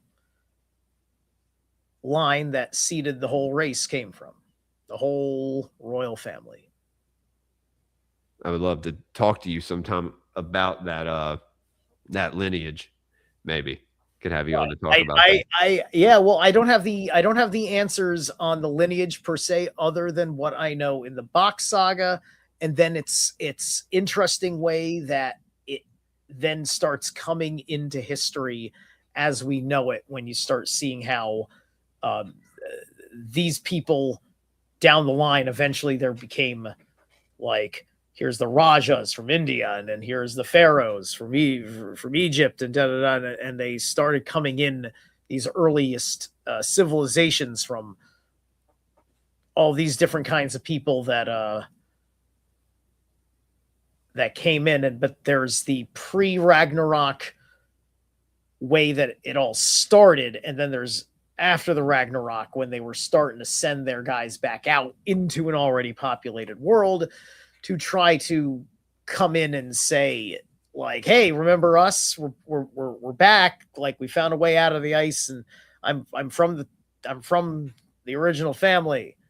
Ra sent me, right? Like the king's title was like Ra, and the queen's title was what was the queen's damn title? Shoot. Darn, I'm forgetting it off the top of my head because I'm asking you a lot of questions. There's so much in the Box saga, right? I'm asking you a lot of questions. Yeah, no, it's okay. I'm letting you know where my limitations are at, because it's wild how I know things, but also the Don't time know them sometimes. me to give you the best and the realest of answers, because where the academic versus the intuitive kind of have to get parsed out in my immense knowledge. Yeah, I get it. I have a hard time doing that sometimes. Yeah, need to work on that. Well, dude, yeah, no, we'll have to. Someone else. I had Steinbeck on. I think it was a few weeks ago. Nick came on and hung out with us. Man, we had a good time. Would love to get the both of you on here. Maybe I could join you guys for a rune reading or something. I don't know. Oh, please do. Yeah, definitely, dude. Well, yeah. You want a reading? I get you a reading. Hey, Freya. Yeah, Freya. She's a good friend. She knows what I was like on older channels, the channels that got lost. At least the last one. I don't know how far. I don't remember how far back she goes. Have you put most of those videos that you lost on those channels, or did you lose those, or did you end up, just putting those all on this channel?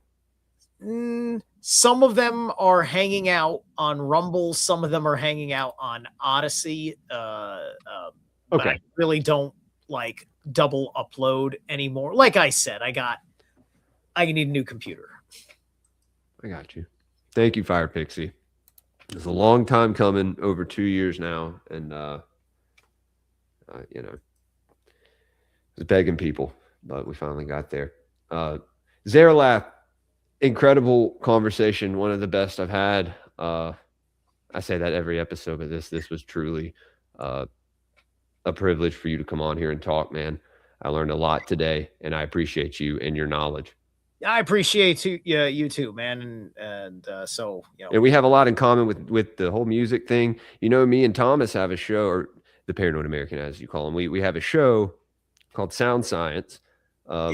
We had Nick Cage's son on. His son, what's his name? His son, Weston, I think. I heard him. I heard him when he was on the Occult Rejects. I want to talk to him, dude. He was filming when I hit him up, but I was like, hey, I want you to come on for a Patreon episode, smaller audience, and I think we could have a better conversation that way with him, because if I recall, he knows, at least from his relationship with his dad, a little bit about the Hollywood thing, and I am one of the dudes that has talked to Tom Althouse. So it'd be really interesting to hear, some of that stuff. I don't know. Yeah. Yeah, he has his own music that he makes, and he acts and everything. So he's a pretty busy Yeah, guy. yeah.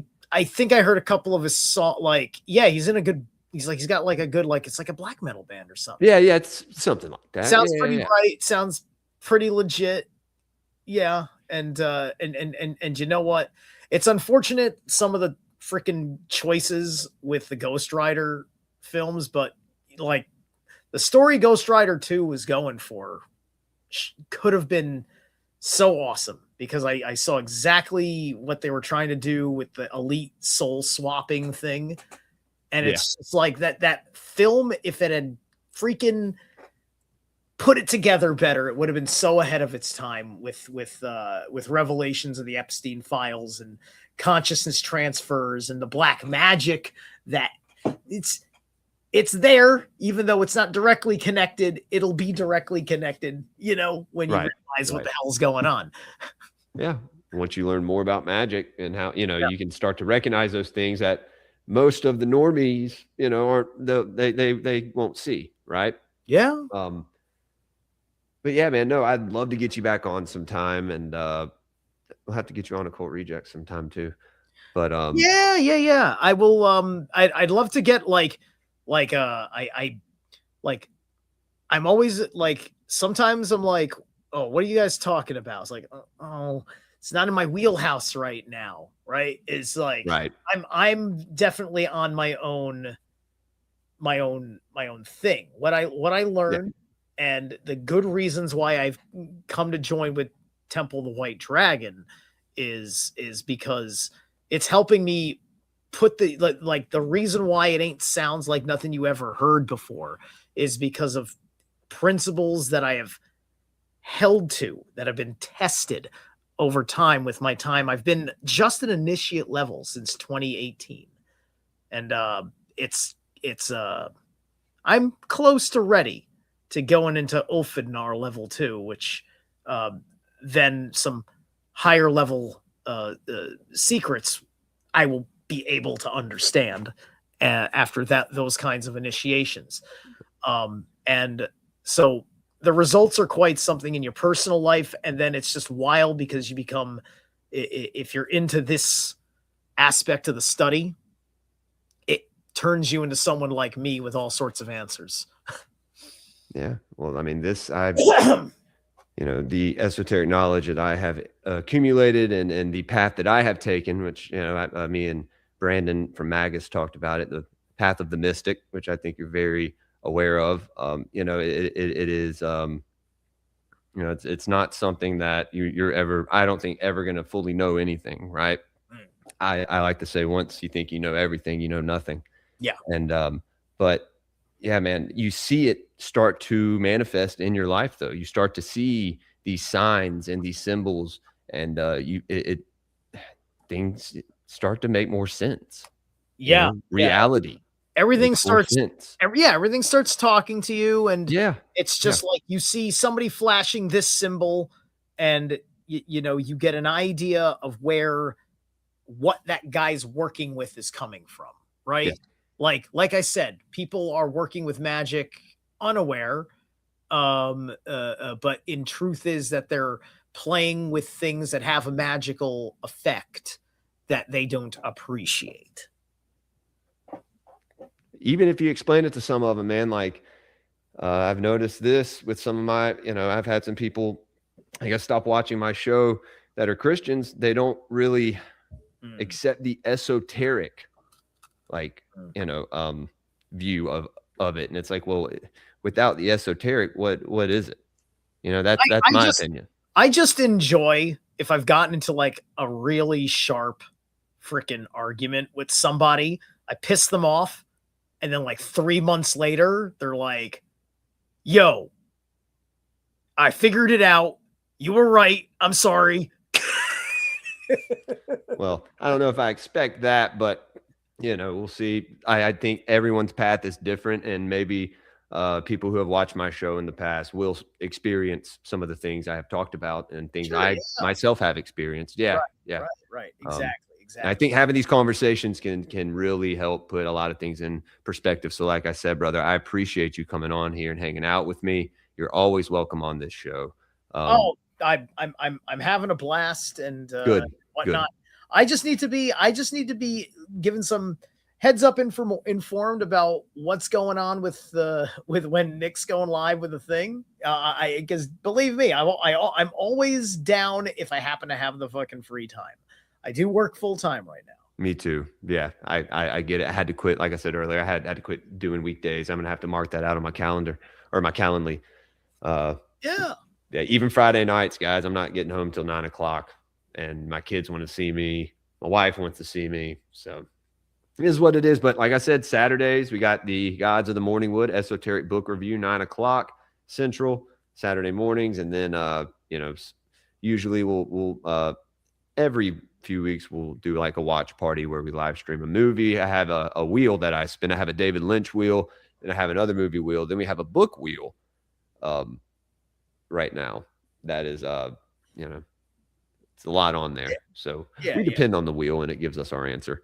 So, I've got no set planned things to do just yet because I'm taking a little bit of a break from that. Because I want to do some personal reading in my own time. I want to bang out Children of Dune and hopefully get far enough in to be able to see the movie properly. Yeah. That's a movie that's on the wheel too. The one from the 80s. Right. Well, yeah, it's a David Lynch. Yeah. Or an Alan Smithy if you're a cool kid. But it does tell, and there's people that talk about this, how the certain prophecies can control populations of people, right? Yeah. It is. It's very interesting. And Dune Messiah works like a spy thriller, right?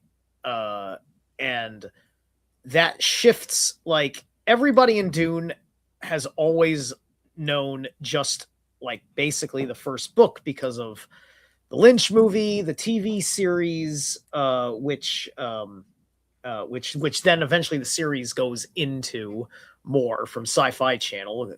It goes there. But now we're going to move in, and everybody understood the Harkonnens.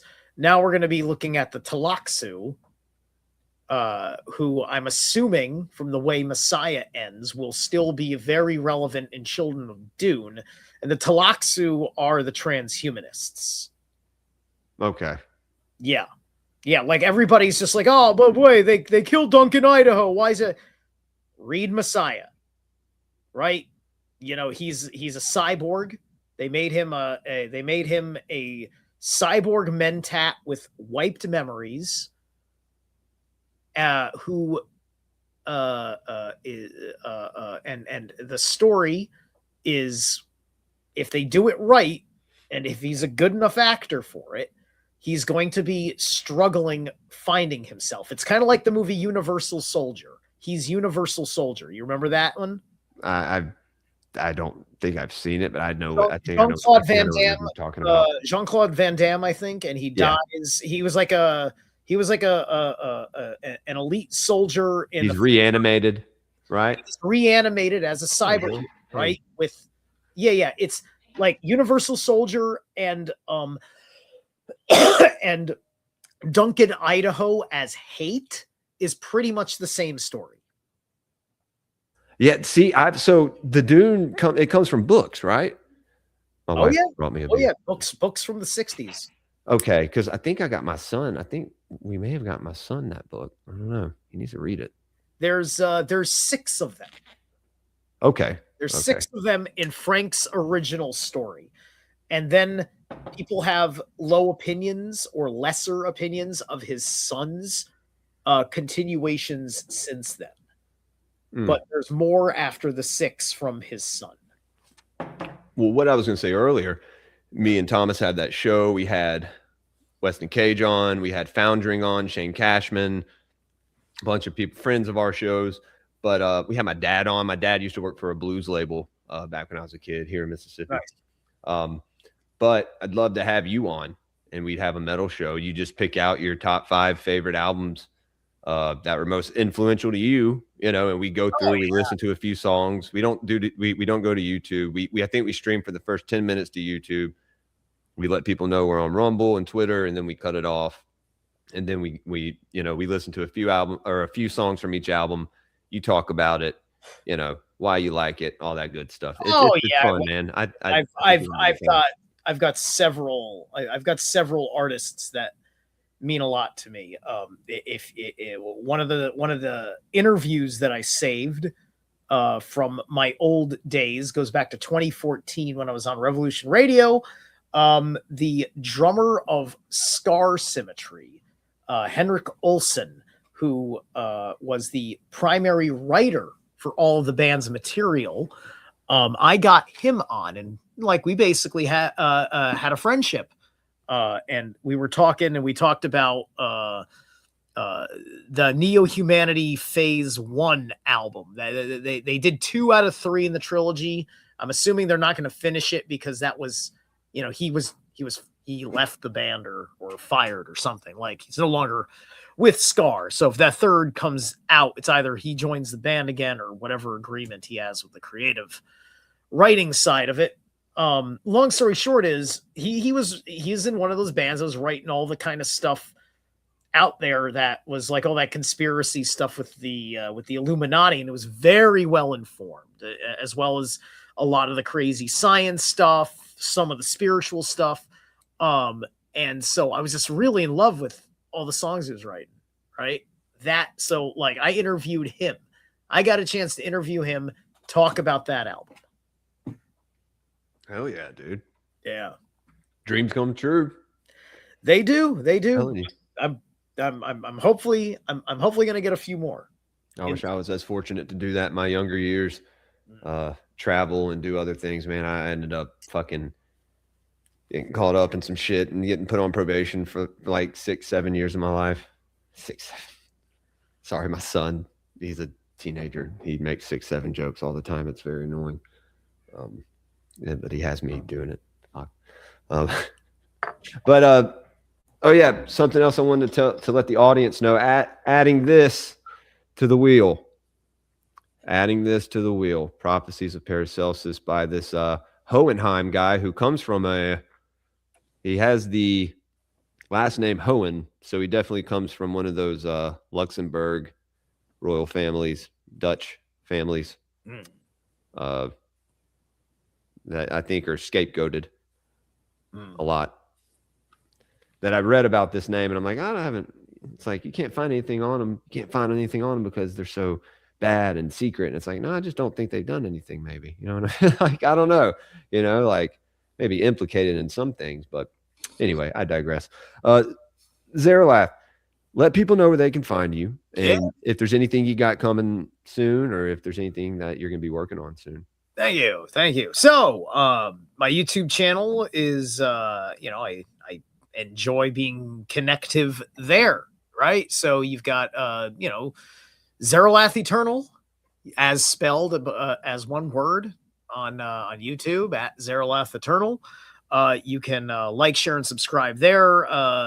There's also Zerilath Shreds if you want to hear me putting out various little scratch tracks and things of various qualities, and me playing around with some stuff.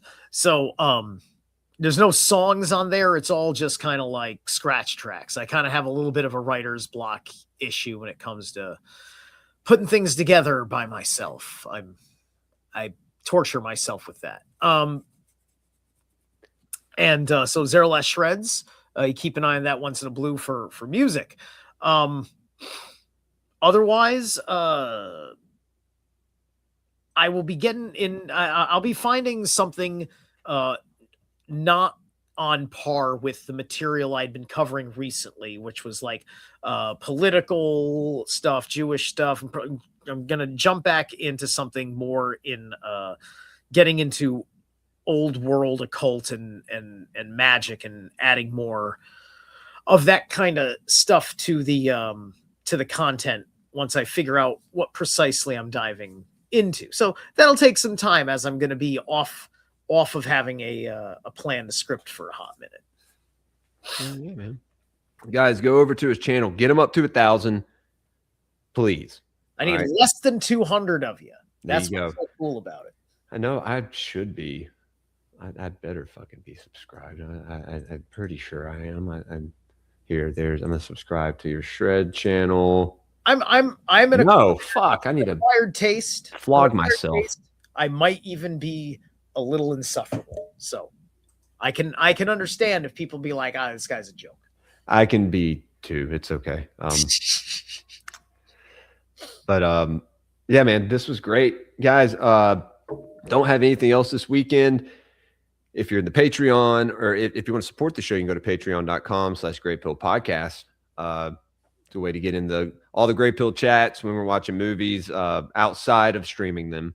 We're just hanging out because I don't have any. Well, I have friends, but they have kids too, and I don't hang out with anyone really at night. So sometimes we hang out, we kick it.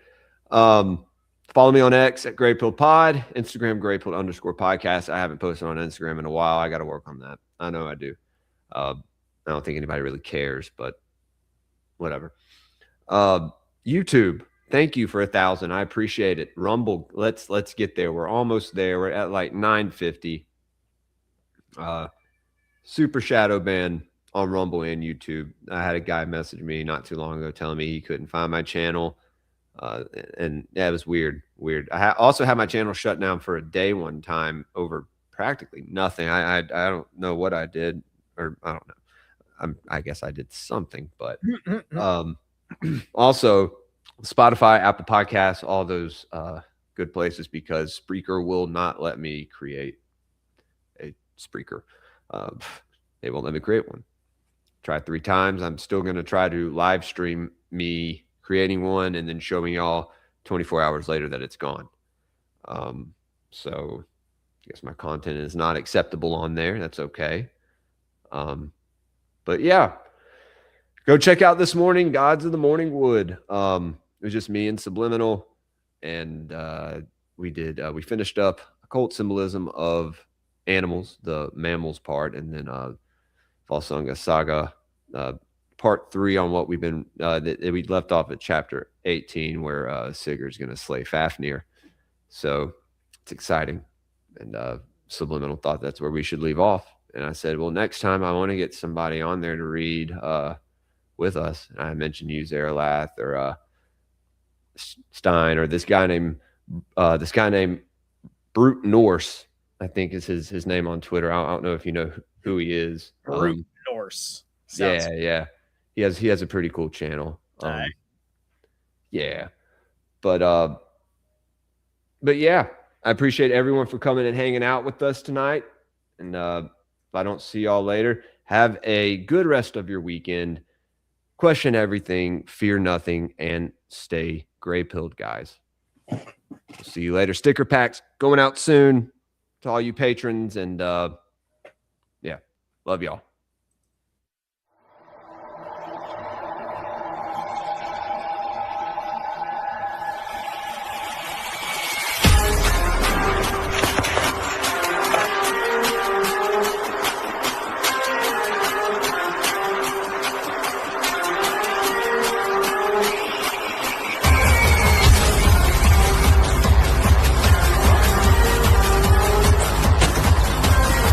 Kill me, boy.